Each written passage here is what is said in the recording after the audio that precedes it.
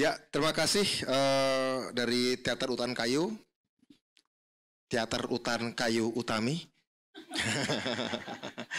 Mas Pax Benedanto dari KPG, Mbak Christine, dan seluruh rekan-rekan yang lain yang hadir di sini.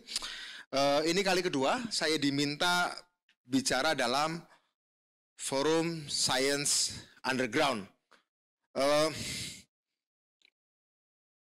Agak berbeda dengan yang tahun lalu. Tahun lalu saya diminta membahas 3 buah buku sekaligus, yaitu Sapiens, Homo Deus yang harusnya terbit sequel ketiga, tapi rupanya dia terbitkan Harari dari Sapiens langsung ke Homo Deus. Mungkin setelah itu dia ditegur oleh temannya, jangan ngelompat terlalu jauh, agak mundur dikit.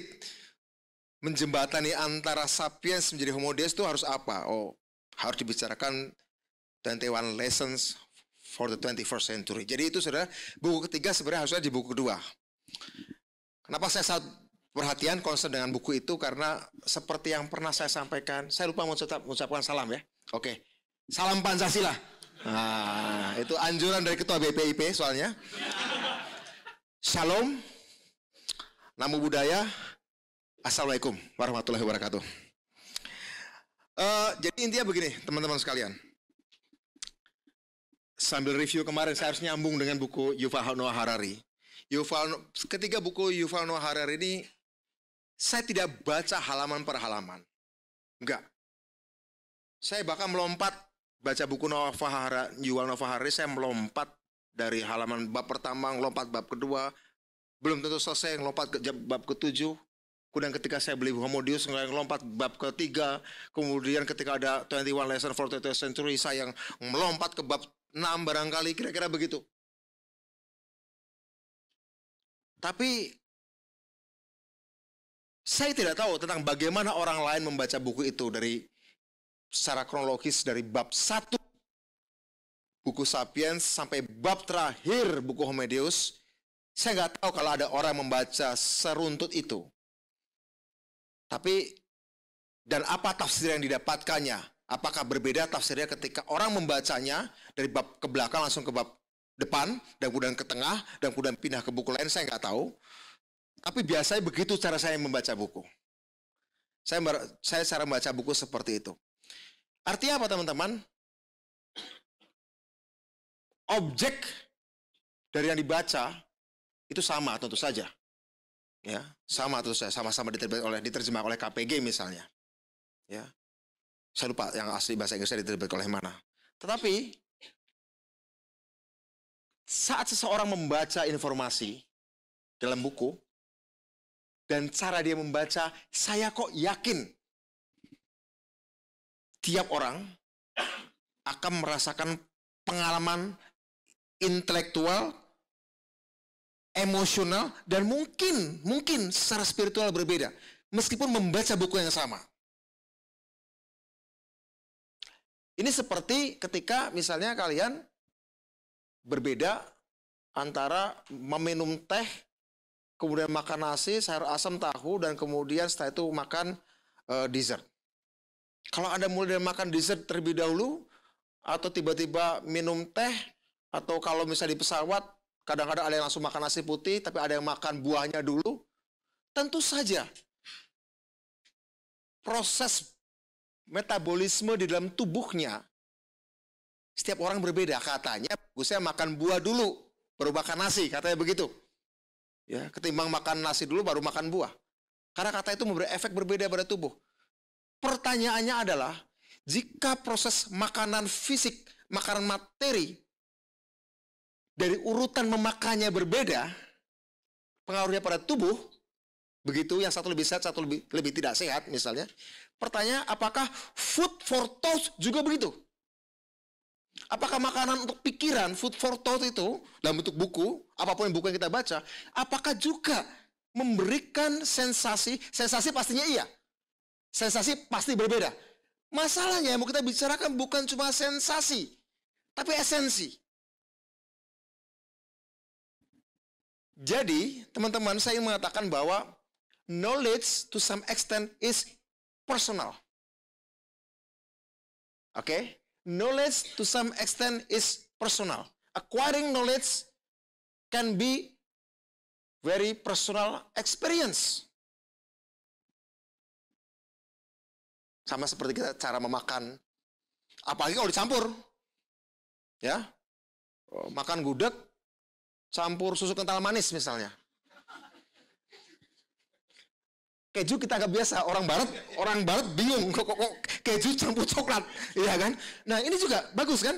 Orang barat ketika saya kuliah di Inggris, saya pesen crepes, saya pesen keju campur coklat.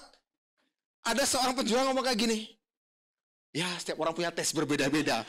Akhirnya dia menyimpulkan bahwa ini seolah-olah ada personal cita rasaku.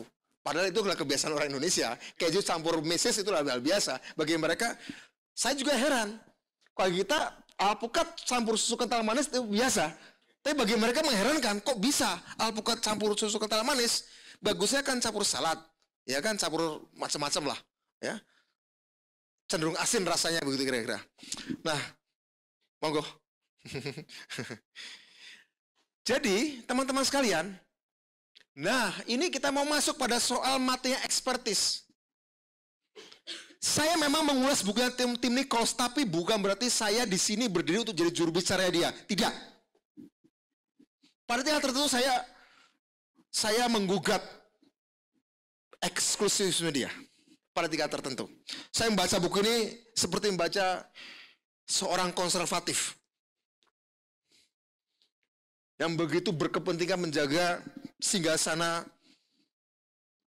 keilmuannya. Ada beberapa hal yang saya setuju. Kritiknya terhadap internet saya setuju. Kritiknya terhadap universitas saya setuju. Kemudian kritiknya yang lain saya setuju. Ide dasar dari buku ini saya setuju.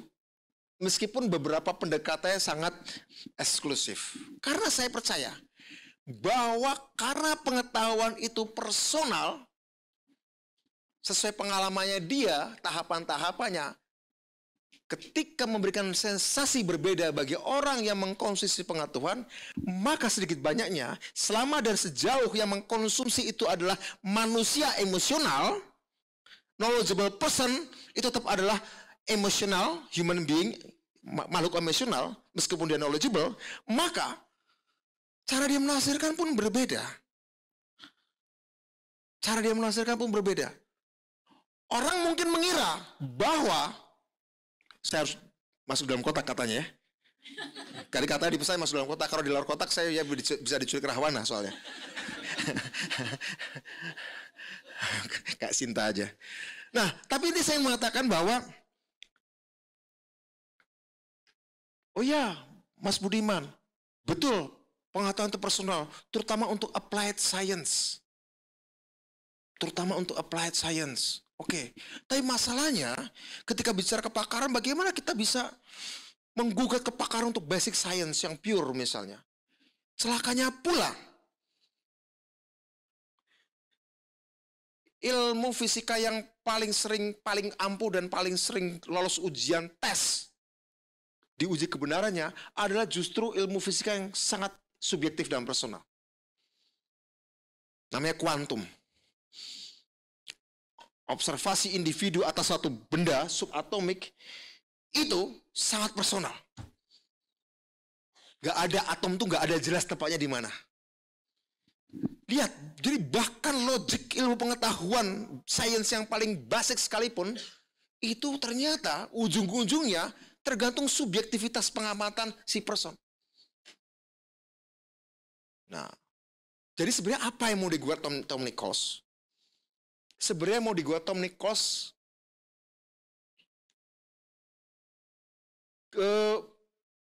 dia memakai judul materi kepakaran itu seolah persoalannya adalah pada the body of knowledge. Ya, seolah persoalannya disempitkan bahwa the body of knowledge dicederai oleh maraknya bebasnya berbagai sumber pengetahuan. Seolah dia menjaga itu. Padahal pertanyaannya lebih parah dari itu. Kalau masalahnya the body of knowledge, kalau masalahnya adalah the body of knowledge tercederai dan dia marah, dan dia marah, maka dia akan menghadapi banyak tantangan, gugatan tentang demokratisasi pengetahuan dan kesempatan orang untuk belajar.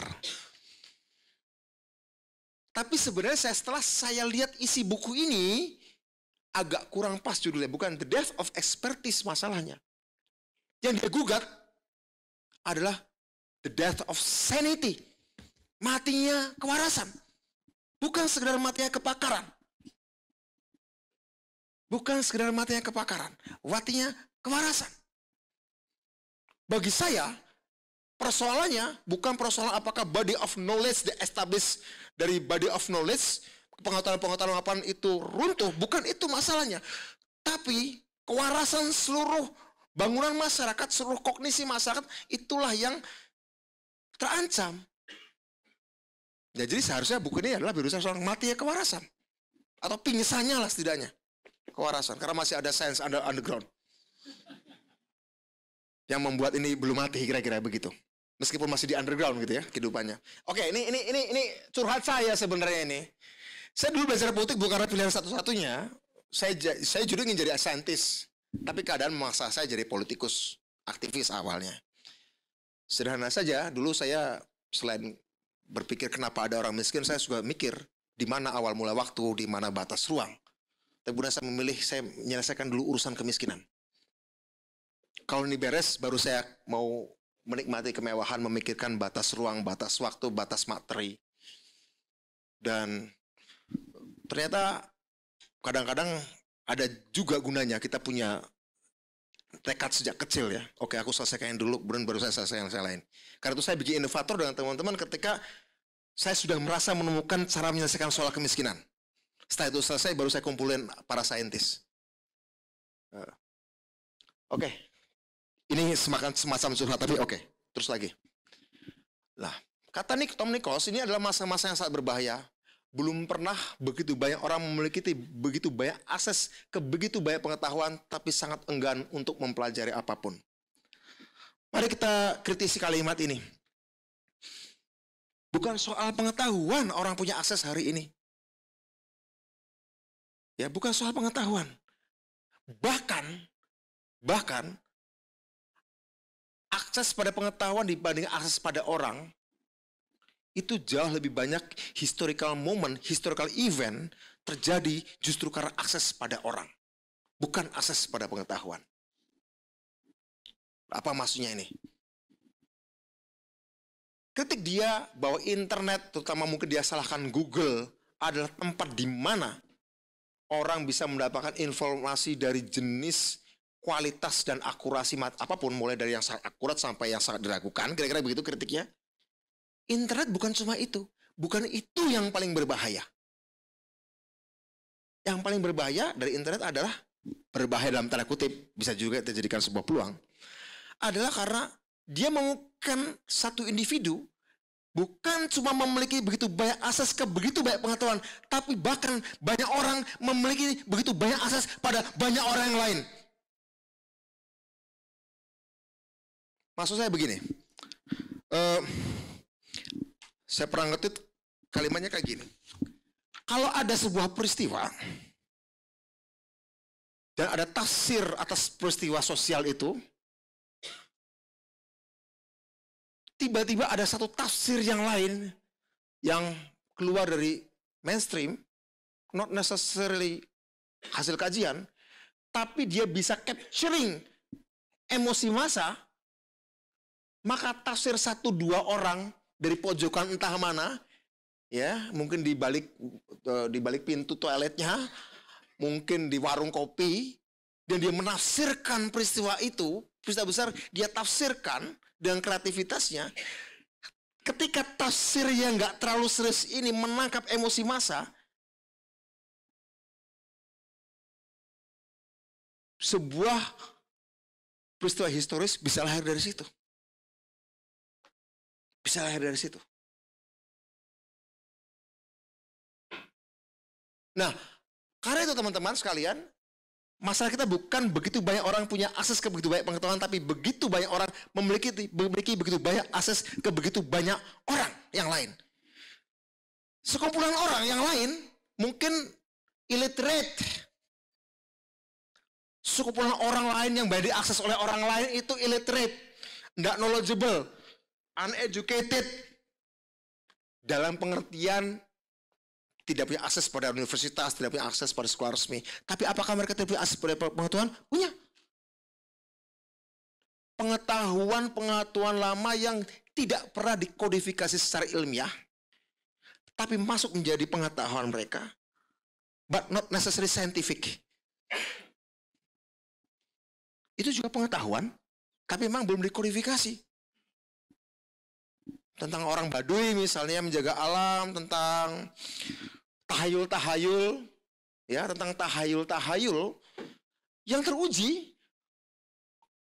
Suku itu, atau ras itu, atau bangsa itu ratusan tahun mengikuti pengetahuan yang tidak terkodifikasi secara ilmiah itu secara instingtif dan benar dan tepat. Dan tepat misalnya satu gunung di angker nggak boleh ke sana. Seorang ahli nuklir akan mengatakan karena di sana radiasinya kuat. Tapi yang satu bisa memverifikasinya sebagai seorang pakar nuklir, yang satu kelompok masyarakat tidak pernah memverifikasinya sebagai pakar nuklir, tapi anggap aja itu angker, orang kalau pulang dari sana teranjung sakit. Atau kalau ada seorang perempuan mengandung, kalau sering main-main ke sana, anaknya akan lahir cacat, berarti ada dikutuk oleh dewa misalnya seperti itu. Tafsirnya begitu. Tapi kan sebenarnya sama, tafsir yang berbeda. Kedua jenis kelompok ini, satu sisi pakar, satu sisi awam, tahu hasilnya adalah masyarakat yang mengandung bayi-bayi cacat. Tapi yang satu terkodifikasi, yang tidak satu terkodifikasi. Kemudian, internet, nah, lewat Google, menjadikan pengalaman ratusan tahun yang tidak terkodifikasi secara ilmiah ini masuk dalam perbincangan di dunia maya, dikonsumsi banyak orang, dan orang memberikan tafsir. Jadi ingat ya, kalau dikritik oleh Tom Nichols, sebagian adalah sekelompok orang yang belajar setengah-setengah tapi jadi sok tahu. Kalau ini ada juga masalah. Sekelompok orang yang tidak berkepentingan untuk belajar, tidak berkepentingan juga untuk di-recognize secara ilmiah, tidak berkepentingan juga kepercayaan dan keyakinannya di-recognize secara akademis. Tapi ketika dia ditangkap oleh orang-orang tertentu yang punya akses pada media, kira-kira gitu, pemuda si suku itu, pemuda Indian itu barangkali, atau pemuda Dayak itu, atau pemuda mana, terserah, pemuda Samin itu barangkali, punya akses, dan kemudian menafsirkan itu dikonsumsi banyak orang. Dalam keadaan seperti itu, mana yang akan mengubah perilaku orang? Bukan syarat saintifik dari sebuah pengetahuan, not necessarily, tidak selalu otomatis itu yang mengubah keadaan. Selama dan sejauh dia tidak mengkaptif emosi orang. Kira-kira begitu. Ini masalah kita.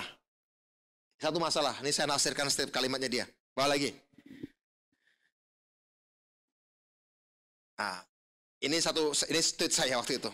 Saya saking jengkelnya melihat teori apalah, anti vaksin, bumi datar. Oh, ini gara-gara ini. Gara-gara katanya UFO adalah pesawat mata-mata Dajjal. Ya itu, ini saya ketut ini. Saya komentar itu. Permasalahan kita nggak bisa ngapa-ngapain. Emang gini, kalau ada orang berceramah, ceramah itu tidak membahayakan negara. Ceramah itu tidak menyebabkan separatisme, tidak mengubah Pancasila, tidak menghina presiden. Misalnya ceramah mengatakan bahwa Dajjal turun lewat UFO. Atau UFO kendaraan Dajjal. Itu kan nggak mengubah Pancasila kan? Atau setidaknya orang akan rumit cari hubungannya dengan NKRI harga mati. Orang akan cari hubungannya rumit. Meskipun kalau dicari-cari bisa aja gitu loh. Ya kan? Itu pernyataan itu jelas menghina akal sehat. Dan jelas membodohi. Bisakah kita mempidanakan dia? Ada enggak kebodohan yang tidak membahayakan negara dipidana. Masif. Dulu mungkin kita ini anggap biasa-biasa saja, tapi di era sosial media, ya, dia menjadi masif. Mungkin kita harus rethinking tentang cara kita mengelola negara. Bahwa mengelola negara itu harus kongruen dengan mengelola kewarasan. Itu yang belum terjadi. Dan banyak negara yang belum melakukan itu memang. Hanya mungkin segelintir negara. Kayak Estonia. Itu negara yang dibangun dengan kongruen dengan kewarasan teknologis lah ya. Di mana dia punya obsesi menciptakan sebuah masyarakat 4.0 di mana segala sesuatunya automated. Misalnya, segala sesuatunya akurat. Tapi intinya adalah, ini juga masalah kita. Kebodohan belum pernah menjadi pidana. Hanya beberapa jenis kebodohan atau pembodohan kalau dia kebencian. Kalau kita anggap UFO adalah kendaraan Dajjal. Saya bisa ngomong kalau saya ngomong gitu. Saya nggak menciptakan kebencian, saya nggak menciptakan hasutan, saya menciptakan kebencian pada Dajjal. Pada alien. Saya memfitnah alien. Ada hubungan hukumnya enggak? Memang enggak ada. Tapi yakin tidak bahwa pengetahuan dia yang tidak terkodifikasi secara ilmiah itu diikuti oleh banyak orang. Lewat berbagai macam channel. Nah, kita harus rethinking menghadapi the death of sanity. Bukan sekedar the death of expertise. Nah, ini juga hambatan-hambatan kita. Jadi teman-teman sekalian, di era 4.0 sekarang ini, ketika semua orang bisa mengakses semua hal, semua pengetahuan, semua ilmu pengetahuan, semua data yang terfabrikasi atau tidak, persoalannya adalah, bisakah kita mengembalikan pada kewarasan? Sebelum kita ngomong expert. Udah, expert tunggu dulu deh. Ya, aku tahu kalian punya problem, kalian merasa digugat, ya, tesis kalian bertahun-tahun kalian buat, dapat biaya sekolahnya mahal, tiba-tiba disanggah oleh seorang netizen yang punya banyak followers dan ngebully kamu, dan kamu kemudian jadi gak percaya diri. Oke, itu persoalan bagi kamu, tapi persoalan bukan itu. Persoalan bukan cuma itu. Persoalan bukan cuma itu. Dan apakah ini sekedar penyakit kaum konservatif? Tidak. Kaum progresif ekstrim, yang namanya SJW itu juga ekstremisme progresif loh dia. Loh iya.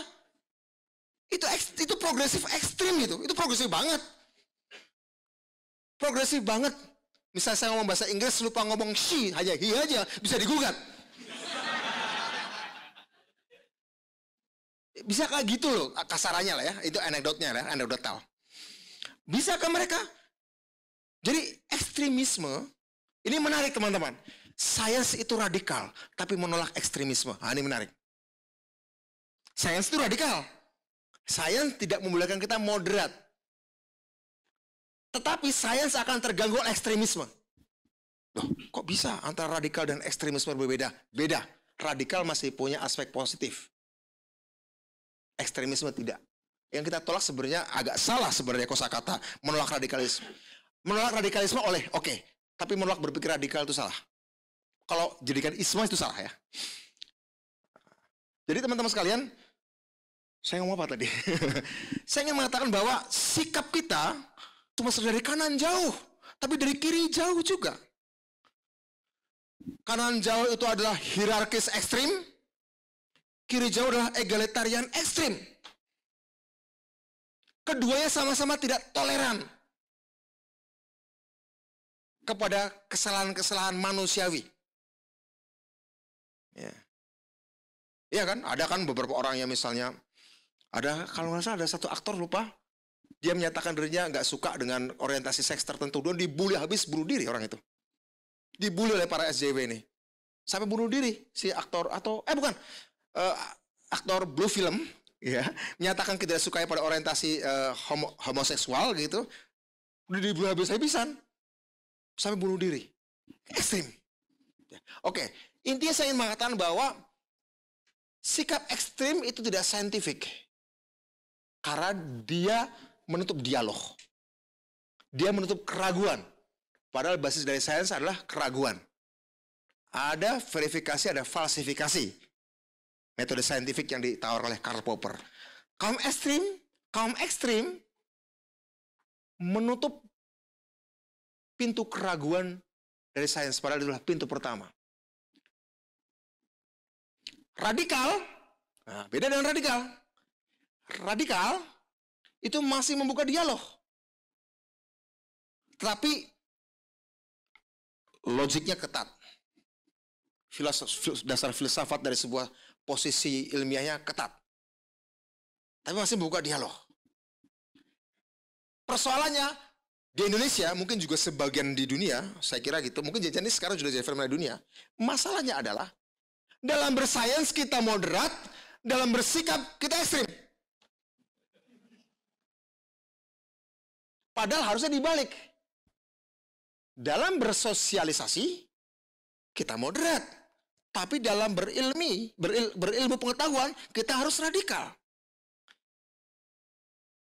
Nah, inilah akar dari persoalan the death of sanity, kematian kewarasan.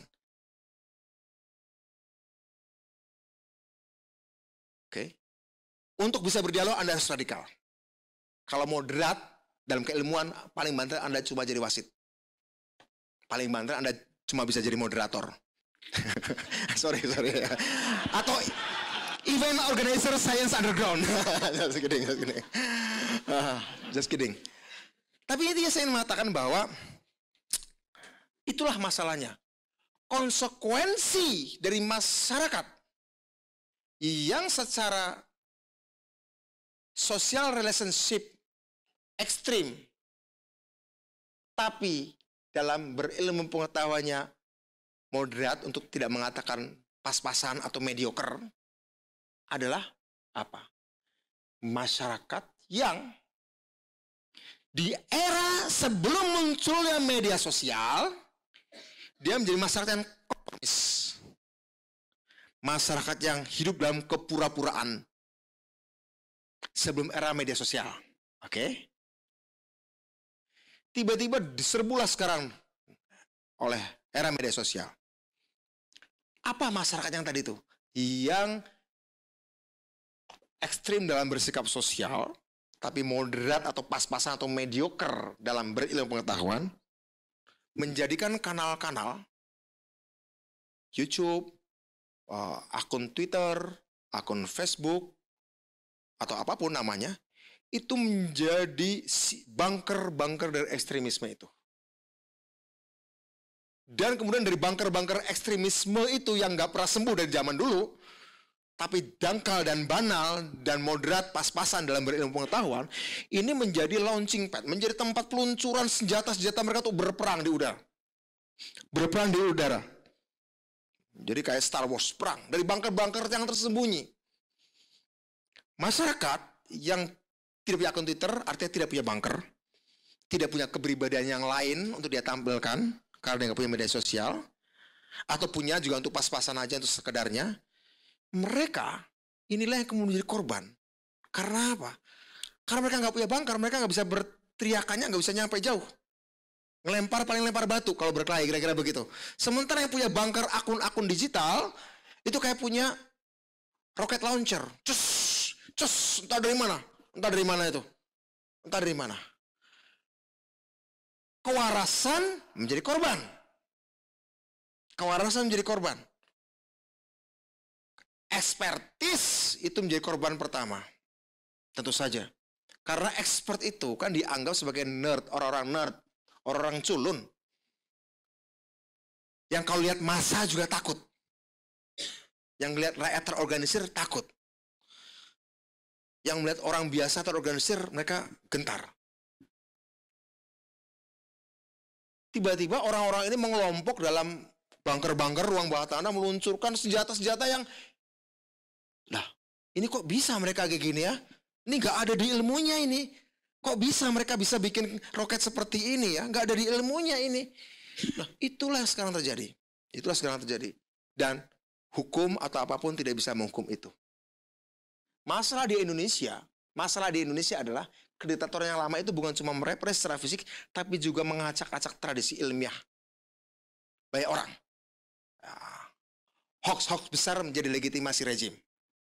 Ya, hoax-hoax besar itu menjadi legitimasi rejim. Sehingga kemudian para politisi yang lahir setelah era kebebasan tahun 99 itu sebenarnya kebanyakan bukan manusia lahir dari perdebatan ide. Ya kan? Ada sekelompok orang terlibat dalam perdebatan ide, dalam kelompok-kelompok studi, tapi rata-rata mereka jengah untuk politik setelah bebas. Rata-rata. Saya kekecualian sedikit mungkin. Sehingga kemudian diisi adalah orang-orang mengisi jabatan-jabatan politik pasca setelah reformasi dengan miskinnya tradisi debat ide.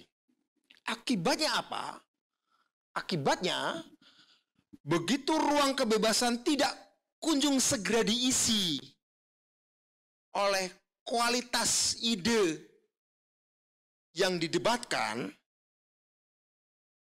sementara hasrat didengar di era demokrasi itu membuncah karena sekian lama, sekian puluhan tahun direpresi, sementara perdebatan-perdebatan analog, perdebatan-perdebatan tatap muka itu tidak menjadi kebiasaan, maka mereka lari ke dunia digital, sehingga muncul fenomena debat, tweet war, segala macam. Jadi kebebasan demokrasi tidak diikuti oleh ruang atau tidak diisi oleh perdebatan-perdebatan bermutu, sehingga citizens menjadi netizen dan berdebat di situ juga sama-sama tidak bermutunya, tapi dengan sikap yang lebih ekstrim.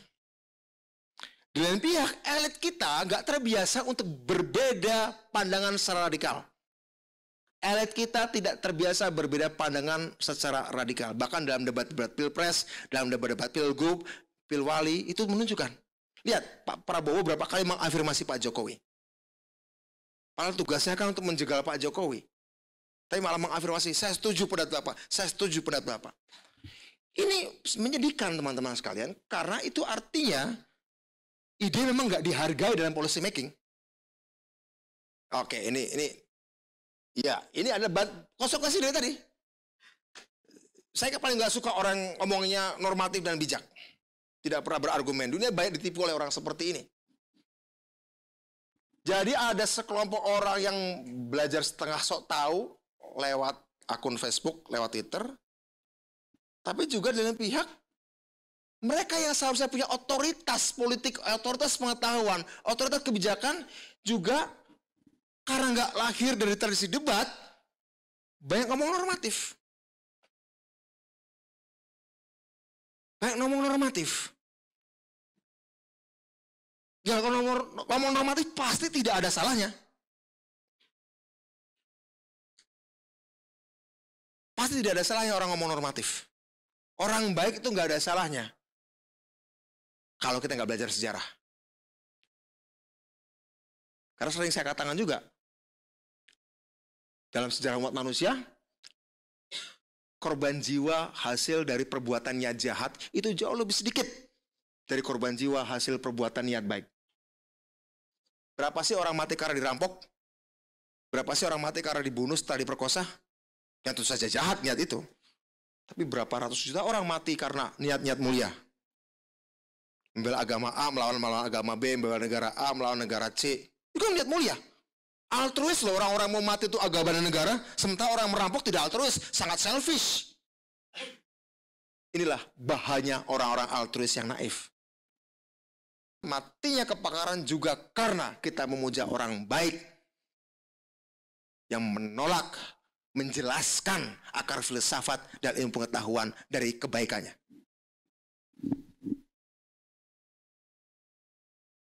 Itu dan itu bukan sekedar khas Indonesia.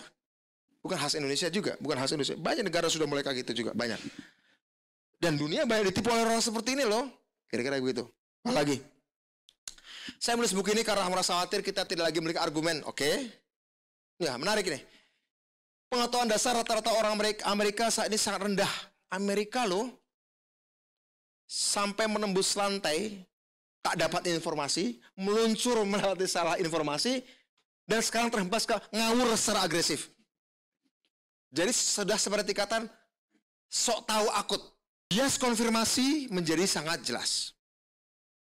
Bias konfirmasi terhadap agenda atau nilai-nilai kelompoknya sendiri. Oke, kita udah sering dengar itu. Fakta apa adanya ketika bertentangan dan value kita akan tolak. Oke. Itu perkembangan media sosial awal. Kemudian perkembangan media sosial berikutnya, dia ternyata bukan cuma ingin dikonfirmasi atau dia tidak cuma menuntut fakta itu harus terkonfirmasi oleh nilai-nilai yang dia yakini, tapi dia juga lama-lama ingin dirinya dapat konfirmasi, bukan cuma faktanya, fakta, aku akan lakui kamu kalau aku bisa mengkonfirmasi dirimu. Awalnya begitu. Perkembangan kemudian, setelah dinamikanya begitu rupa, si orang sok tahu tadi, juga dia balik minta dikonfirmasi oleh fakta yang dia sendiri dia tolak. Ini banyak dari kalangan konservatif yang hari ini keranjingan sesat logika dalam filsafat. Yang mereka mengangkat filosof-filosof palsu di TV, di medsos, untuk menjadi gurunya. Karena merasa bahwa dia berasal dari bukan duniaku, tapi dia sudah mengkonfirmasi nilaiku. Konservatifismeku, iliterasiku, ketidaktahuanku, ternyata dibenarkan oleh dia. Dikasih argumen logik, tanda kutip.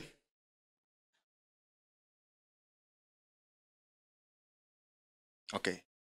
Itu satu tuh, kelompok konservatif yang biasa kelompok doktriner. Dia butuh afirmasi itu. Di lain pihak ada sekelompok anak muda yang tadinya sekuler, tadinya mungkin pragmatis. Karena proses yang kurang lebih sama, tapi dari sisi lain, dia ingin dikonfirmasi dan dibenarkan oleh kelompok juru bicara dari kelompok lain. Misalnya, kenapa mereka orang-orang yang nggak pernah ngaji, nggak pernah apa, nggak pernah ke filsafat, nggak pernah pesantren, nggak pernah baca Quran, dia kemudian merasa butuh diafirmasi secara spiritual oleh ulama-ulama YouTuber. Ya, 5 langkah menuju surga. Dia merasa dapat pencucian. Jadi sebenarnya ada semacam crossing. Kenapa? Ini nggak mungkin terjadi di tahap awal media sosial. Nggak. Karena di media sosial, setiap kelompok ada dalam level ekstensi. Aku ada, kelompok kami ada. Kami nggak butuh afirmasi siapapun. Oranglah harus dapat informasi dari kami. Oke? Itu masuk level eksistensi itu. Nanti kemudian, sekarang media sosial perkembangan sudah masuk level toleransi. Bukan eksistensi lagi. Bukan cuma aku ada, orang lain pun ada. Tapi agar aku diafirmasi orang lain, eksistensi tidak terganggu, eksistensiku harus diafirmasi orang lain. Kira-kira gitu. Itu proses kognisi orang, proses berpengetahuan masyarakat, proses berpengetahuan manusia selalu kayak gitu. Bangsa ini sudah lama berpolitik karena dipidatoi, bukan karena debat. Dan itu bahaya. Bangsa yang kebebasan berpendapatnya hanya diisi oleh seni berpidato, tapi bukan seni berdebat, itu berbahaya. Itu bangsa yang berbahaya. Dia mau sama-sama demokratis, sama-sama bebas. Tapi kalau hanya puas dengan pidato, kamu hanya memberi tempat pada para demagog dan penghasut. Maka harus diisi dengan tradisi debat. Nah, dalam otak kita ada bagian logika, etika, estetika, dan eksistensi. Debat dengan mereka dengan logik saja mudah koyak.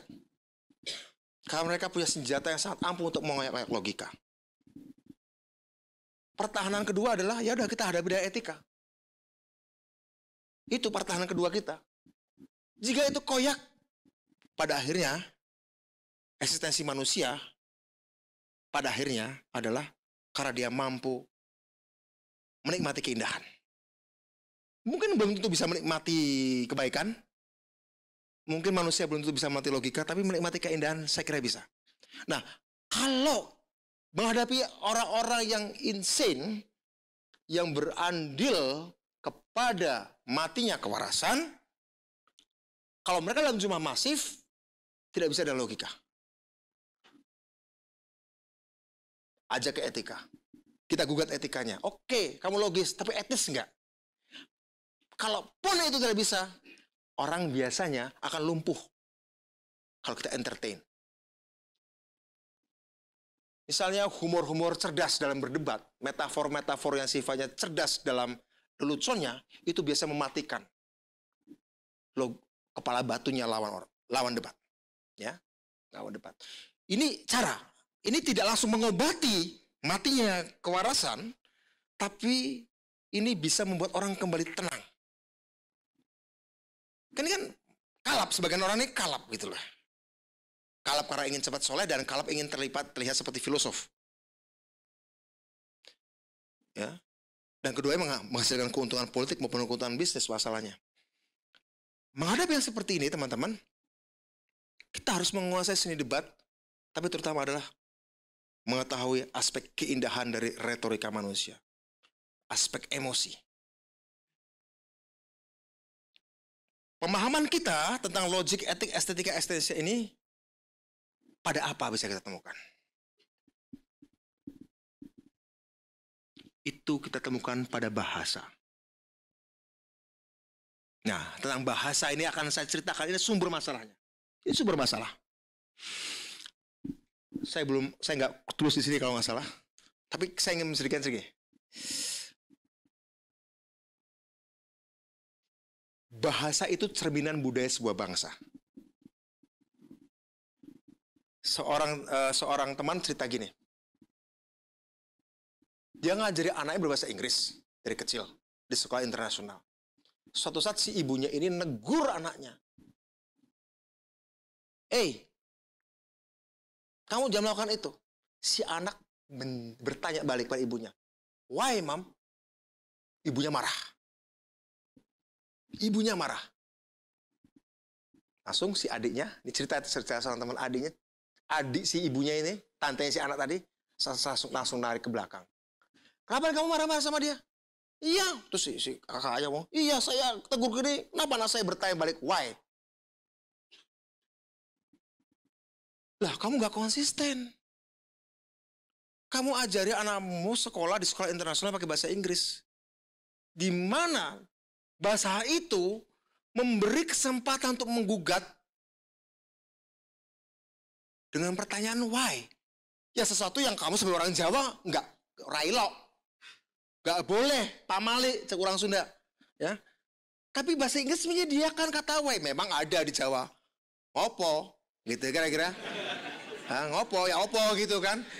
Tapi itu kan pertanyaan ya opo, itu kan pertanyaan di pasar Atom di Surabaya, bukan kan? Bukan pertanyaan seorang anak pada orang tuanya gitu ya, pastinya.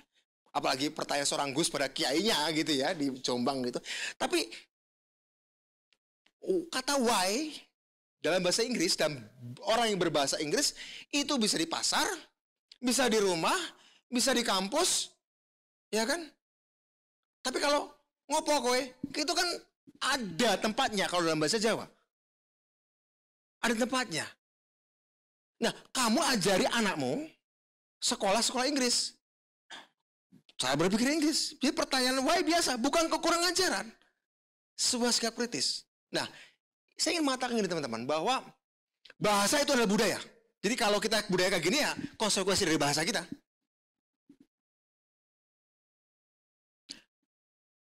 Pada kalimat kita menemukan logika, pada kalimat lengkap.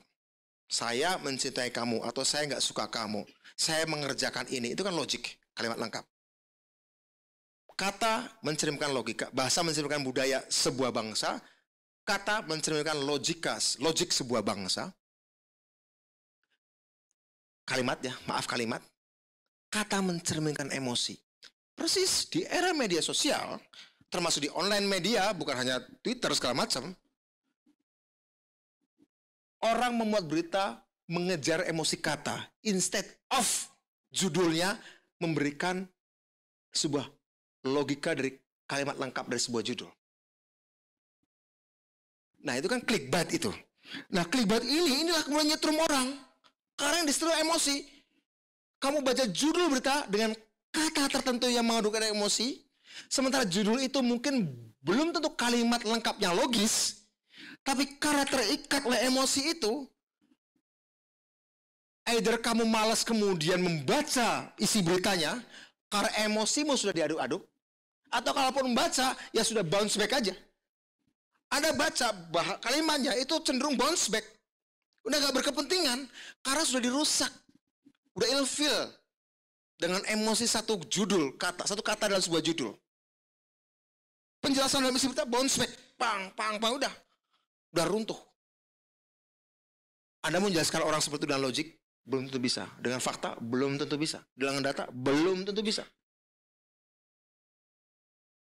Etika. Oke, kalau itu gak bisa, etika. Ya, jangan marah-marah lah. Jangan marah-marah lah. Itu kan etis. Anjuran etis. Ini pun gak bisa. Pada hari apa? Orang pakai estetika menghibur, melucu. Lagi, Mas? Nah, ini tadi saya katakan dah ya. Satu saja warga negara, kota atau desa mendapat penjelasan alternatif tentang sesuatu, ia bisa meledak menjadi personal besar. Oke, balik lagi. Tadi saya jelaskan di awal. Wah, ini kalau kutipan pernyataan palsu yang dijanjikan sebagai fakta atau berita yang sebenarnya. Semakin bodoh Anda, semakin Anda yakin kalau Anda sebenarnya tidak bodoh. Kehilangan kemampuan untuk menyadari kesalahan dengan mengambil jarak, melihat apa yang sedang Anda lakukan, lalu menyadari bahwa Anda salah melakukannya. Jadi terus yang terakhir ini tentang bias konfirmasi tadi saya sudah jelaskan. Balik lagi. Sekarang kita hidup pada masa etika, kesalahan informasi menyingkirkan pengetahuan, oke. Ketidakpercayaan pada otoritas Amerika juga terjadi.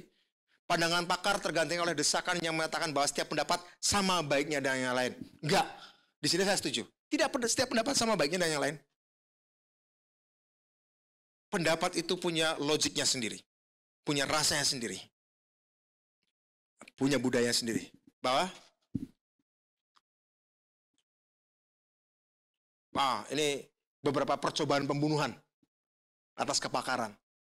Anda bisa Anda bisa buat daftar yang sangat banyak tentang ini. Air kencing unta, telur palsu, anti vaksin, bumi datar, dan menakjubkannya mereka punya banyak followers.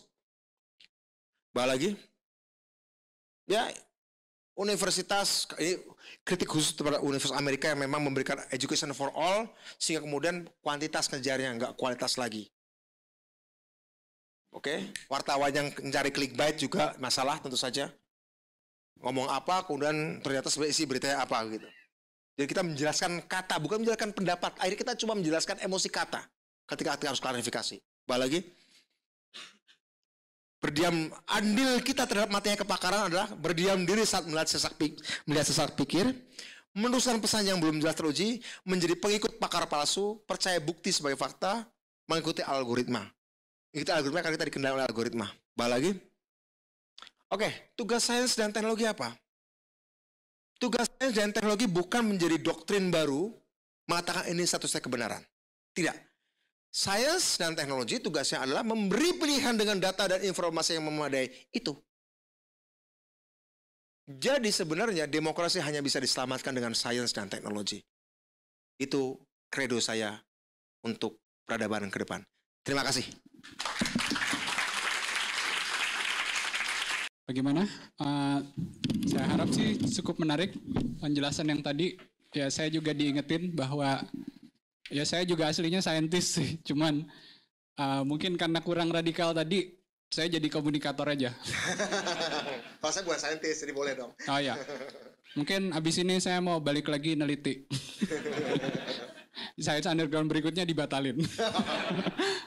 Oke. Saya Fatah, saya tetangga di sini di samping.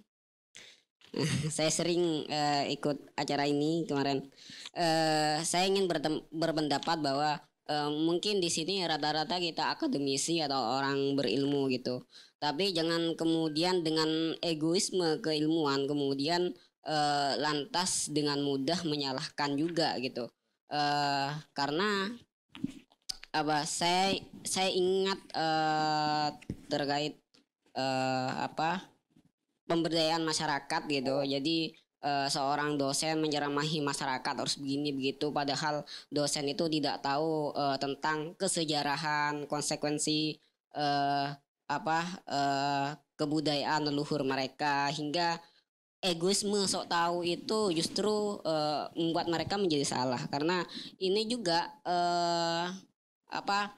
matinya kepakaran atau istilah lain pun itu sebenarnya juga adalah konsekuensi dari demokrasi gitu. Konsekuensi dari keterbukaan informasi secara teori itu ada public sphere, kemudian demokrasi deliberatif, jagar Habermas itu. Ya memang tergantung bagaimana kita berdialektika gitu. Ya saya sangat setuju dengan Bung Budiman bahwa kaum pakar hari ini tidak hanya boleh bercuap-cuap di gedung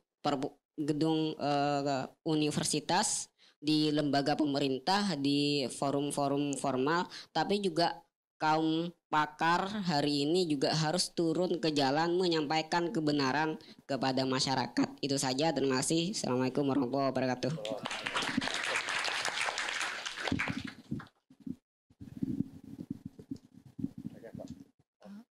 Selamat malam, nama saya Aulia dari alumni biologi UI. Halo Kak, saya baru tahu ada alumni sini. Pertanyaan saya sebenarnya saya sempat bukan tweet war ya, tapi kayak Instagram war. Jadi karena saya pernah bahas tentang bipedalisme, itu sebenarnya sih awalnya karena iya. Okay. Awalnya karena dari baca buku Asal-Usul Manusianya yang dari KPG juga. Di situ kan Ernst Mayr pernah bilang kalau salah satu kunci evolusi yang memunculkan manusia modern, salah satunya itu kan karena adanya sifat bipedalisme. Jadi berjalan di atas dua kaki. Ya, jadi waktu itu saya cuma bercandaan aja, saya pasang foto kucing yang lagi berdiri gitu, dua gitu. Tapi saya bilang kalau ini tuh contoh bipedalisme yang dipaksakan gitu. Terus akhirnya ujung-ujungnya malah jadi ngomongin tentang bipedalisme sebagai kunci evolusi. Kemudian ada satu orang teman saya yang merespon, sebenarnya senior sih, tapi bukan senior biologi tentunya. Senior dari apa? Enggak, kalau dari biologi mungkin saya berantem beneran, tapi ini senior dari ya berarti mata kuliah evolusinya dia nggak lulus gitu. Tapi maksudnya dia saya menghargai mungkin dia memang bukan dari yang pasti dia memang bukan dari jurusan MIPA, bukan dari fakultas MIPA. Tentu kita nggak bisa kasih jawaban secara teknis, maksudnya cara yang lebih mungkin tadi kan dikatakan kita bisa pakai, mungkin kalau logikanya nggak masuk kita pakai cara etika atau estetika. Cuma kan mungkin kami nggak terlatih di bagian situ gitu. Ada cara yang lebih efektif untuk teman-teman seperti kami. Terima kasih.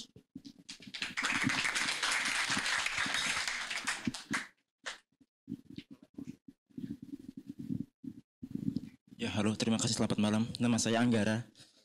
Ya, Bung Budiman, saya mau minta pendapat dari Bung Budiman sebagai seorang ekspertis dan praktisi di bidang politik ya.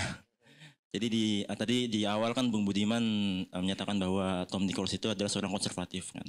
Konservatif. Tom Nichols. Cenderung. Oke, mohon maaf, cenderung konservatif ya.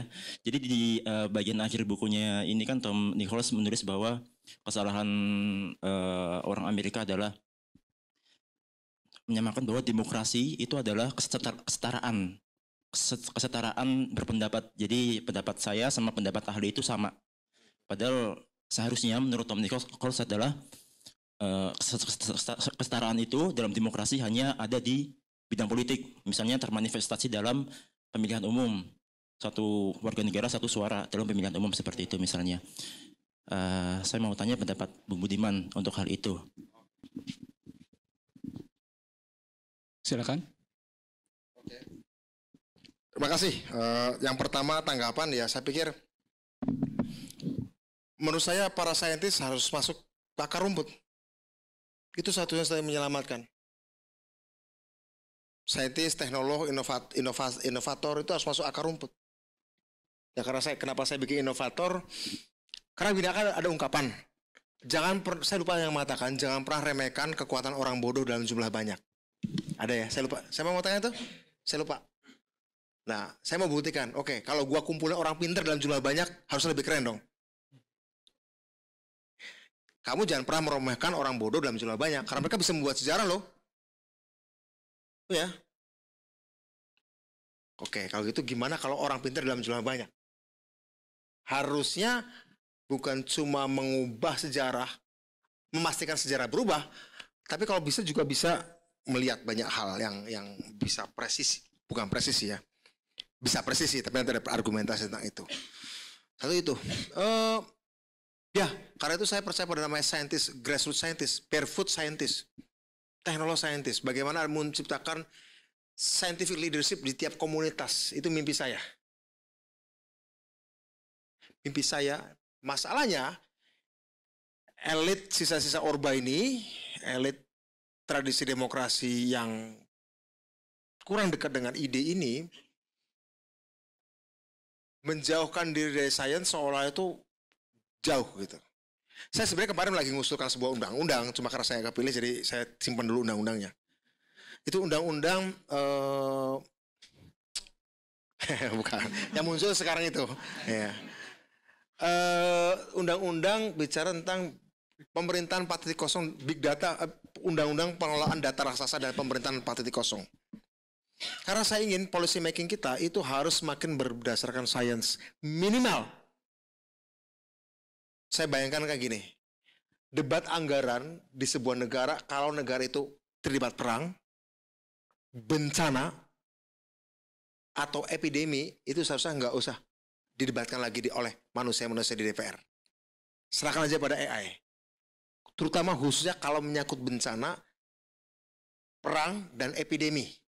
Misalnya kayak di Cina, nih misalnya, tapi jangan sampai ya, katakanlah ada semacam kayak gitu ya, kayak flu, coronavirus di Indonesia. Menurut saya, orang kagum pada Cina yang berhasil kemudian membuat rumah sakit kan, berhasil membuat rumah sakit dalam waktu hitungan cepat. Saya bayangkan, ya udah untuk negara demokrasi di Indonesia serahkan aja pada AI untuk kalau epidemi, perang atau bencana. Jadi nggak usah didebatin oleh para politisi. Ini perlu anggaran berapa? Nggak usah. Menurut saya. Karena apa? Boleh. Sifat kedaruratan di era big data itu akan makin banyak.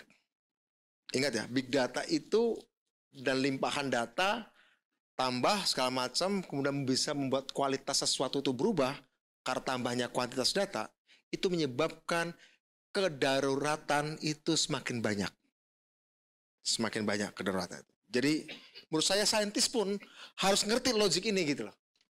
Para teknolog pun harus ngerti logik ini, logik policy making, juga logik pemberdayaan masyarakat. Jadi supaya pakar dan kepakaran tidak mati, dia jangan bersembunyi di Menara Gading. Dia harus hidup bersama masyarakat. Kira-kira itu. Kedua, Anggara mengenai, Aulia dulu ya. Bagaimana menghadapi itu? Terus terang saya belum bisa dapat jawabannya. Kalau pertanyaan adalah gini. Ini disinggung oleh Harari juga. Orang-orang itu tidak pernah menggugat tentang relativitas waktu dan ruang. Ya enggak? Bahkan orang-orang itu tidak pernah menggugat teori kuantum yang mengatakan bahwa sesuatu itu ada di mana-mana sekaligus. Bahwa dimungkinkan ada universe yang paralel sekaligus. Itu sebenarnya menjelaskan banyak hal. Bahwa orang bisa berbuat ini, bisa berbuat itu, tergantung quantum state-nya. Ini saya dengan KPG lagi ngajukan ke Mbak Christine ya, buku tentang itu ya. Dari Sean Carroll, itu bagus banget. Itu menjelaskan secara ilmiah bahwa teori kuantum konsekuensinya adalah ada aulia yang lain yang tidak ada di TUK sekarang ini, tapi memilih di rumah. Tapi orang tidak pernah ribut loh. Orang nggak pernah ribut, padahal itu kan menjungkir balikan banyak hal. Termasuk konsepsi tentang apakah akhirat itu adalah parallel universe. Karena dalam kuantum mengatakan ada namanya kematian kuantum. Yang mati di universe yang ini mungkin belum tentu di tempat lain kamu mati. Nah, ada banyak pilihan kira-kira gitu. Meskipun kita nggak sadar dari pilihan itu. Itu sebenarnya banyak loh doktrin-doktrin agama yang akan tergugat. Stephen Hawking bahkan juga sering mengatakan tidak ada alam semesta lahir tidak butuh Tuhan dalam buku yang terakhir kan, Grand Design. Tapi kenapa dalam soal Darwin orang sensitif? Kenapa? Karena memang dalam bertuhan, dalam beragama, persis orang-orang itu bertuhan adalah untuk menyelamatkan eksistensi kemanusiaannya. Aku mati terus aku lanjut di mana? Itu jauh lebih penting. Sehingga maknaku di dunia pun itu harus istimewa. Aku harus istimewa sekarang dan aku harus istimewa pula nanti setelah aku mati. Kebutuhan untuk itulah yang kemudian perlawanan terhadap Darwin itu menjadi sengit ketimbang perlawanan terhadap Einstein, perlawanan terhadap Hawking, perlawanan terhadap siapa lagi. Saya kira itu. Karena bicara tentang posisi istimewa, sebenarnya yang dipertahankan adalah privilege. Banyak pengajar filosof ateis yang lain, tapi kenapa yang diserang Marx? Karena ajaran Marx lain bicara tentang the absence of God, dia menyerang privilege kelas borjuasi.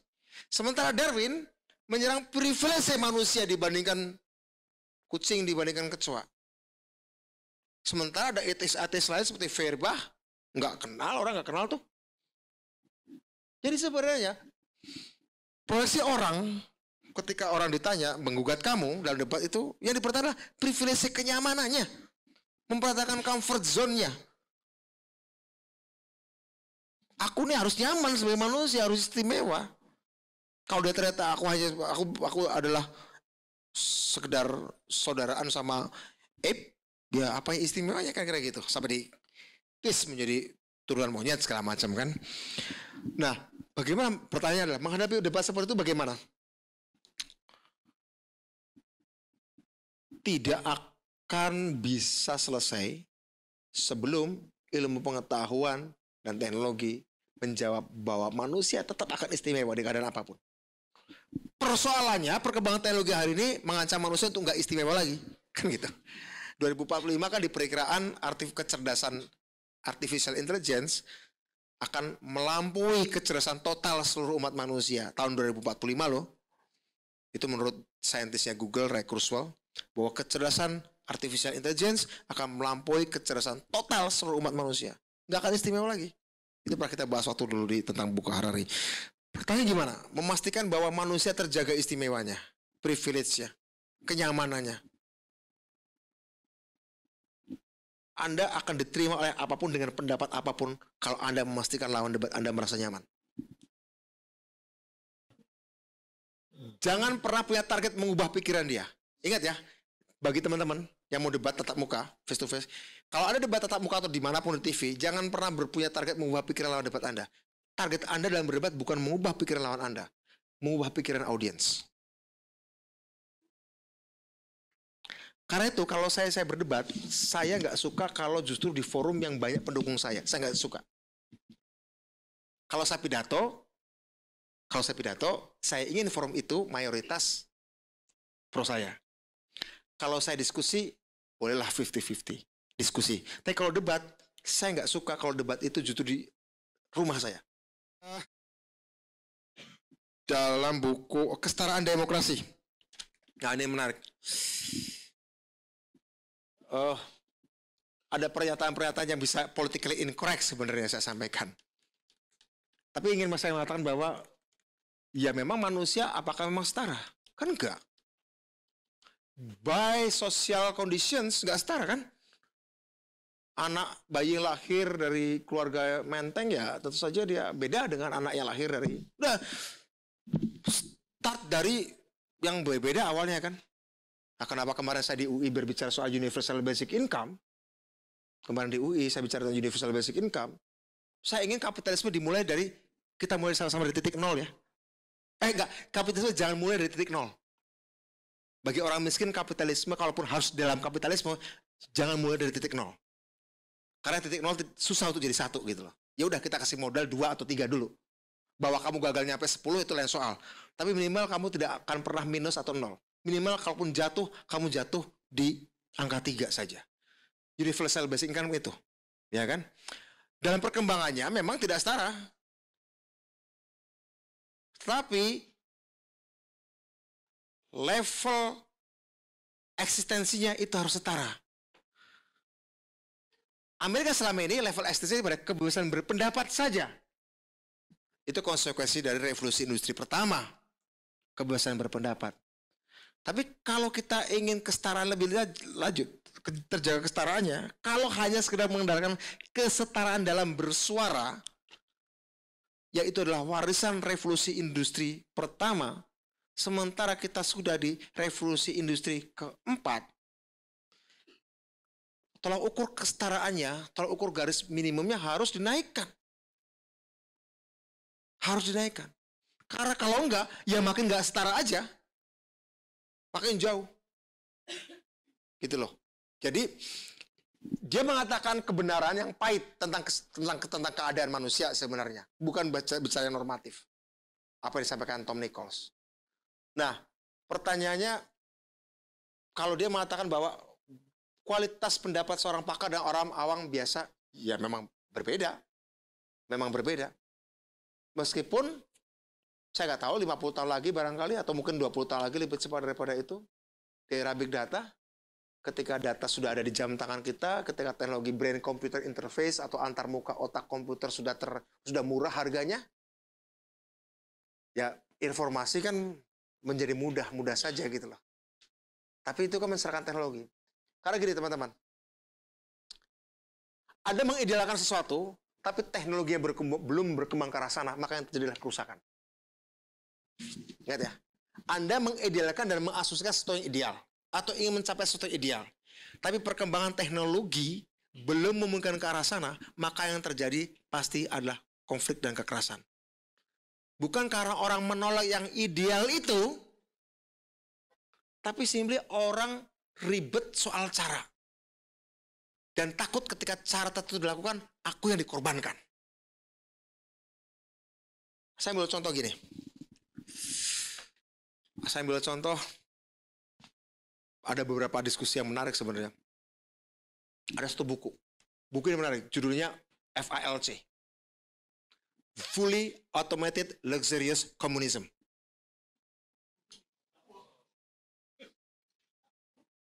Fully Automated Luxurious Communism. Buku itu meyakini apa yang dikatakan Marx, tapi bukan dengan cara yang dianjurkan Marx.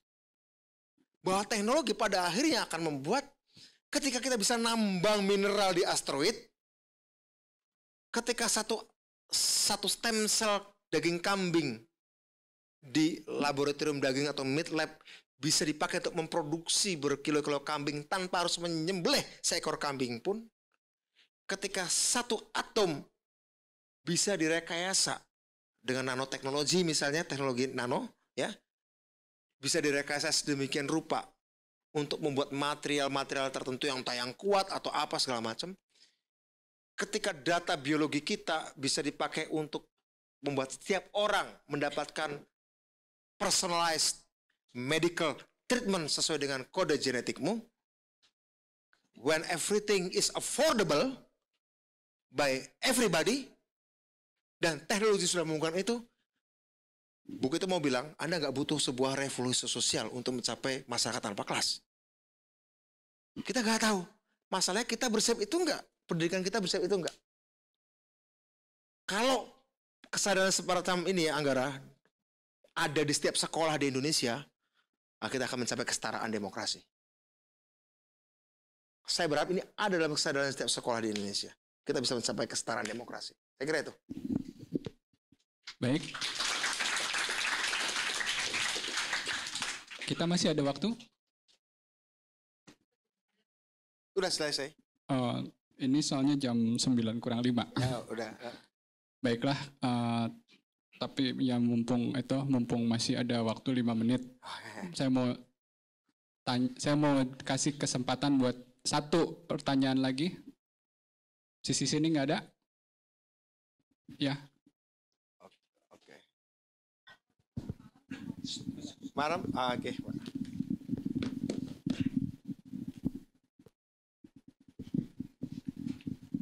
Terima kasih. Saya mendapat undangan Kompas baru kali ini. Jadi saya pertama kali datang hari ini. Nama saya Grace Yasmin Wijaya. Latar belakang saya dari sains, tapi saya sudah pensiun sejak 7 tahun yang lalu. Apa, Bu?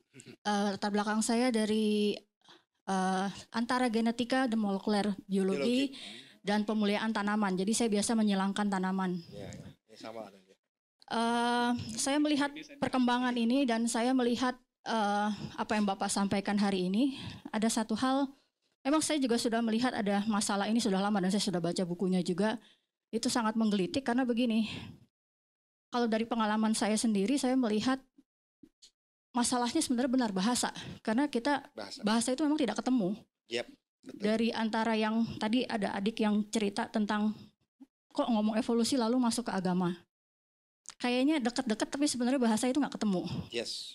Dan tadi terakhir Bapak menampilkan satu slide yang mengatakan saintis harus bisa menampilkan pilihan dan bicara dengan data dan bicara dengan fakta dan segala macam. Tapi terus terang kalau sebagai saintis kita berbicara dengan bahasa seperti itu, di Indonesia orang alergi sama data ya Pak. Biasanya kalau kita tampilkan data kadang-kadang rumit amat gitu. Ngapain kita lihat yang seperti itu gitu. Jadi apalagi kalau kita mau punya sasaran untuk bicara ke audiensnya itu umum gitu ya. Dan ini kan sasarannya kita mau bicara supaya bagaimana kita bisa bertarung dengan mereka yang tanpa logika bicara enak aja gitu ya. Tapi kalau kita tampilkan data, orang pun sebenarnya tidak mau lihat dan orang lebih suka melihat emosinya itu tadi yang lebih langsung tek dan mudah sekali gitu. Jadi dan saintis sendiri sebenarnya terus terang sebagai saintis kita tidak dilatih untuk bicara dengan emosi sebenarnya. Kalau di bidang saya ya terutama kita tidak dilatih untuk bicara dengan emosi, tapi kita lebih banyak berbicara dengan logika. Dan terus terang kalau untuk di bidang saya sendiri sebenarnya saya justru banyak belajar dari praktisi-praktisi yang tidak pernah sekolah sebenarnya kalau untuk pemulihan tanaman dan untuk menyilang-nyilangkan tanaman atau menghasilkan tanaman baru, saya jarang sekali belajar banyak dari akademisi justru karena mereka biasanya sangat teoritis dan jarang ke lapangan. Justru saya banyak belajar dari mereka yang sudah banyak di lapangan dan mereka yang banyak sharing dan itu lebih kaya sebenarnya. Jadi itu sedikit tanggapan saya dan pertanyaan saya sebenarnya sederhana. Jadi gimana kita mempertemukan ini semua gitu dan dari pembicaraan ini nanti ke depannya seperti apa yang bisa kita lakukan sama-sama gitu. Terima kasih.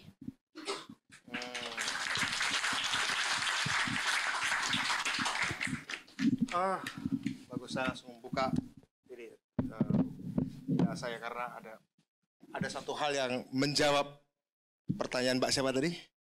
Chris. Oke. Ini di majalah MIT Review tentang bagaimana seorang saintis harusnya berkomunikasi dengan data. Ada teknik-teknik storytelling dengan data. For storytelling techniques to bring your data to life, kira-kira gitu. Ini dari Sloan Institute of Management MIT. Ada artikelnya. Ada artikelnya nanti ya. Ada saya kasihkan. Ini baru tahun 2020 Februari kemarin Nancy Duarte. Saya bacakan aja. Saya baru baca ya. Search for the hero and the adversary in the data. Gini. Orang asing pada data Bu ya. Seorang saintis kalau bisa menciptakan heroisme. Kamulah pahlawan data. Kamu kenapa nolak data? Dalam ketika Anda berbicara soal data, Bu, jangan seolah data itu di luar dari orang awam yang Anda ajak bicara. Enggak. Kamulah yang memproduksi data ini. Data itu adalah anak kandungmu. Data ini yang kau tolak itu seperti, kau menolak data itu seperti seorang ibu tidak mengenali anaknya sendiri. Kira-kira gitu. Di artikel si MIT ini ngomong kayak gitu. Ada beberapa tadi saya baru baca sekali jadi belum. Yang saya terekam itu adalah bagaimana ketika Anda berbicara data, Anda meletakkan bahwa data itu adalah milikmu gitu loh. Tentu aja ada teknik-teknik yang lain. Memang, tapi intinya saya ingin mengatakan gini. Tapi gini Mbak, cara berpikir ilmiah juga tidak harus pakai data. Dengan berpikir logis, kan nggak butuh data. Anda berpikir logis sebenarnya kan nggak butuh data. Anda butuh sekedar logik yang ketat gitu ya. Anda nggak butuh data. Masalahnya orang kita menolak data, tapi juga menolak logika kan gitu. Sebagian orang kita lah ya. Mereka menolak data, tapi menolak juga logika. Pure mathematicians nggak butuh data kan. Matematikawan murni kan nggak butuh data kan. Dia logik ya. Bicara soal teori kategori misalnya. Bahkan nggak pakai angka gitu ya. Tapi saya ingin mengatakan gini, masyarakat yang menolak logika sekaligus menolak data itu pasti masyarakat yang mistis.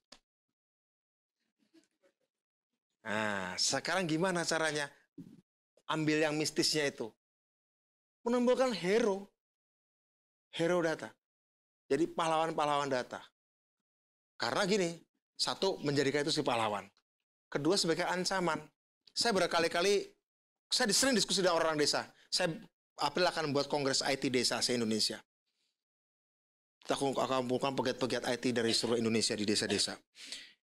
Saya mengatakan, kita sampai berkesimpulan, orang desa sudah saya yakinkan betapa pentingnya data. Mereka bosan jadi objek aplikasi yang macam-macam. Mereka ingin buat sendiri. Kami orang desa mau buat aplikasi sendiri deh. Kenapa tidak? Ini penting, karena apa? Aku ceritakan kepada mereka. Hari ini pengalamanmu pun bisa jadi komoditi loh oleh orang lain. Pengalamanmu, hari ini pengalamanmu tuh jadi komoditi loh. Bisa membuat orang lain kaya loh. Pengalamanmu apa? Terserah. Pengalamanmu jatuh dari sepeda, pengalamanmu apapun itu bisa jadi komoditi. Nah, kamu mau pengalaman kalian yang banyak itu membuat orang lain punya data tentang perilaku kalian. Nah, jadi satu, selain heroisme data, Bu, peran orang dalam secara heroik bahwa dia adalah produsen data, tekankan juga bahwa data juga bisa profitable untuk kesejahteraan mereka. Jadi tetap ada pengakuan secara non-material bahwa Anda adalah hero, Anda adalah produsen data, dan pemberian hak mereka secara material bahwa data juga menguntungkan. Memang harus baik ngomong dengan orang berbisnis, harus baik ngomong dengan para sastrawan, para saintis, para biologis ini. Perlu. Sehingga saya pernah anjurkan di UGM, ada kan di Fakultas Sospol sudah ada Center for Digital Studies, komputer campur politik. Saya bilang, kalau perlu Festival UGM bikin pusat studi bareng Fakultas Biologi. Biologi, politik, ilmu komputer, kedokteran. Jadi satu. Bikin kelas bersama. Kalau perlu bikin joint degree. Karena apa? Karena pengetahuan apalagi biologi molekuler, Bu. Apalagi biologi molekuler, sebentar lagi akan sangat politikal. Politics is applied biology. Politics is applied neuroscience. Baru-baru ini Universitas Cambridge bikin sebuah studi, bikin peringatan, awas hati-hati, data biogenomik kita akan menyebabkan ada senjata-senjata biologis yang bisa disasarkan pada etnis-etnis tertentu, pada ras tertentu. Nah, ini penting. Jadi biologi bisa jadi sangat politikal. Bahkan mungkin akan lebih politikal daripada computer science. Kemarin di Inggris di jurnal Nature, data genomik dari biobank di Inggris mengumpulkan data gen apa yang bisa membuat orang itu need for achievement-nya rendah sehingga menyebabkan income-nya cenderung jatuh. Jadi istilah dulu lelucon orang Jawa, oh dasar balungan kere gitu kira-kira. Mungkin itu ya kecotokan biasa. Ini masalahnya hari ini sedang ada keresahan di kalangan saintis, the return of racism in science, terutama dalam bioteknologi. Ini sedang ada keresahan secara etik. Ada keresahan secara etik seperti itu. Bahkan senjata biologi bisa diserang pada etnis tertentu, pada soal need for achievement yang rendah, pada kelompok-kelompok dengan gen tertentu. Nah, studi-studi genomik sekarang sudah diarahkan menuju pada ekspresi-ekspresi sosial, politik, ekonomi, budaya, segala macam. Nah, jadi biologi nggak boleh sekedar belajar biologi saja. Anda harus ngomong dengan para sosiolog. Anda harus ngomong dengan antropolog. Saya pernah nulis di Kompas. Waktu tanggal 28 Oktober tahun 2019. Saya menceritakan tentang sebuah makan malam yang paling mengerikan dalam hidup saya. Seorang Indonesia ahli AI bersama istrinya orang Taiwan ahli linguistik. Dan mereka sedang riset tentang bahasa Dayak. Anda kebayang nggak bahwa itu kalau bahasa tiap suku sudah diteliti secara linguistik pakai AI, artinya apa? Seperti saya katakan tadi, bahasa adalah budaya, kalimat adalah logik, kata adalah emosi. Orang luar bisa tahu budaya, logik, dan emosinya orang Dayak. Orang luar belajar bahasa Sasak, tahu budaya, logik, dan emosinya orang Sasak. Atau orang suku Dani, atau apapun. Ketika itu terjadi, dengan AI, dengan Natural Language Processing, itu terjadi, Anda bisa pasarkan produk apapun pada suku itu. Karena apa? Sudah tahu subconsciousness-nya. Linguistik dan AI. Nah, ini bicara soal marketing, bicara soal political influence, segala macam. Nah, kita siap nggak ke arah sana? Nah, karena itu kami coba di Inovator kumpulkan 3 jenis orang.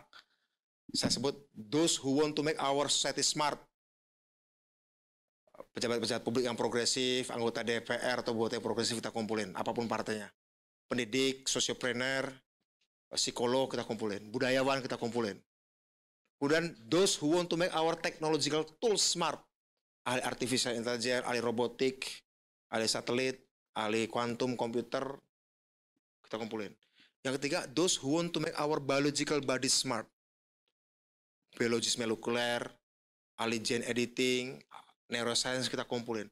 Supaya antara pejabat publik, sosiopreneur, politisi, filosof, budayawan ngomong dengan ahli AI, ngomong dengan ahli robotik, ngomong dengan ahli kuantum, ngomong dengan ahli gen, ngomong dengan biologis molekuler. Kenapa? Interaksi antara ketiganya itu yang akan membentuk peradaban. Sebenarnya dari dulu ini sudah membentuk peradaban. Di luar robot, di luar AI ya. Antara biologi dengan sosial itu sudah dari dulu. Tapi kehadiran AI itu menjadi bridging. Menjadi jembatan antara those who want to make our biological body smart dengan those who want to make our society smart. Begitu muncul revolusi digital, AI, robotik, blockchain, segala macam, dia menjadi jembatan. Dan ketika ada jembatan, dia tahu flow, arus keluar dan pergi antara yang sosial dan biological semakin cepat. Kayak jalan tol. Kalau dulu karena nggak ada jembatan digital, orang nggak ada hubungannya. Apa sih hubungan biologi dan politik? Nggak nyambung banget. Apa hubungan ideologi dan biologi? Nggak nyambung banget. Tapi begitu ada digital, semuanya bisa dialgoritma sehingga jembatan itu cepat.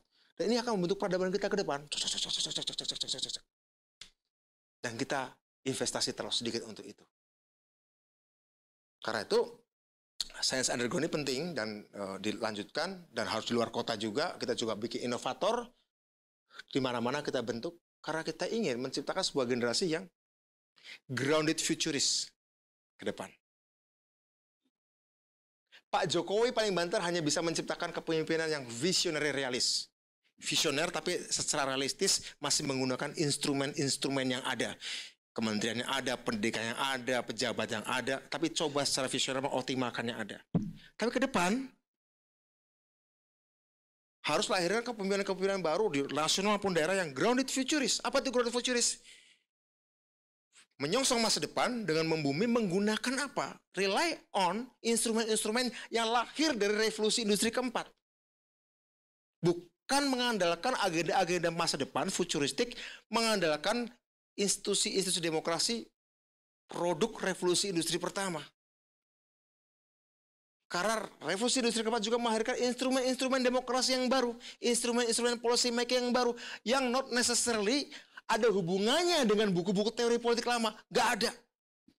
Masuk ke barangkali nggak pernah baca buku sosiologi politik, nggak pernah baca bukunya Alexis de Tocqueville, nggak pernah baca bukunya Demokrasi Amerika Alexis de Tocqueville atau George Stuart Mills. Masuk ke mungkin dia masuk komputer dan masuk psikologi. Mungkin dia nggak banyak baca buku politik. Mungkin dia illiterate dalam ilmu politik. Tapi algoritma Facebooknya membuat orang, menggira orang untuk punya preferensi politik. Itu dari digital ya. Bagaimana yang biological? Banyak sekali tantangan kita yang harus dijawab. Kepemimpinan dan lapisan generasi muda yang grounded futurist itu yang harus lahir dari Science Underground ini. Apa itu grounded futurist? Kaum penyongsong masa depan yang membumi. Bukan yang terasing dalam Menara Gading juga. Saya kira itu ya.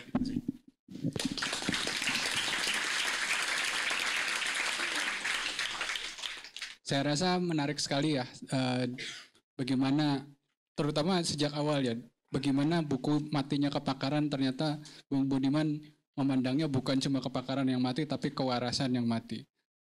Tapi untungnya kewarasan itu kayaknya bukan makhluk hidup kayak manusia, jadi bisa dihidupin lagi. Jadi untuk episode pertama Science Underground 2020 ini, ya dimulai dari ruangan inilah. Kita hidupkan lagi kewarasan. Kita coba berpikir dengan sains, dan ya Minimal dengan logis. ya minimal dengan logis. Tapi kalau bisa dengan sains ya sekalian gitu. Karena kita perlu itu buat masa depan kita.